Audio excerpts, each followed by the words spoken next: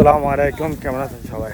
আজকে ছোট ভাইগুদের মিলেই আমরা রওনা হয়েছি তালের মিশন। আমার নিজেদের তো তাল গাছ নাই, সামনে অনেকগুলো তাল গাছ আছে। এগুলোর জন্য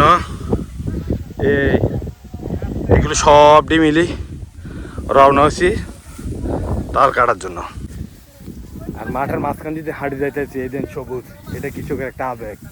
আগে সবুজ ছিল, এখন ধানগুলো সোনালি কালার ধারণ করছে। এখন হচ্ছে কৃষকের আনন্দের মুহূর্ত। সবচেয়ে আনন্দের মুহূর্তটা কখন? যখন এই ধানগুলো কৃষক গোলায় উঠেছে।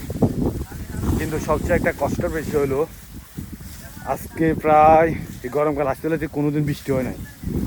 এখন কৃষকের ধানগুলো ঘরে উঠাইব, এই টাইমে যদি এখন বৃষ্টি হয়, সবগুলো কৃষকের মাথার হাত থাকবে, তারা মাথার হাত দিতে হয়। এই যে দেখেন ধানগুলো সোনালি কালার ধারণ করে লেছে, কি সুন্দর।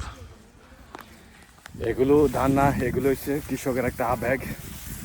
কৃষকের জন্য সোনালি ফসল। এদিন হাঁটতেছি এই ধান খেতে, এটা খুব মিস করি। সৌদি আরব থাকতে এগুলো কখনো হাঁটি নেই। এদিন এখন হাঁটতেছি, ধানের ফসল, কি যে ভালো লাগতেছে। গ্রামের ছেলে, কৃষকের ছেলেরা, এটাই তো অনেকটা কিছু।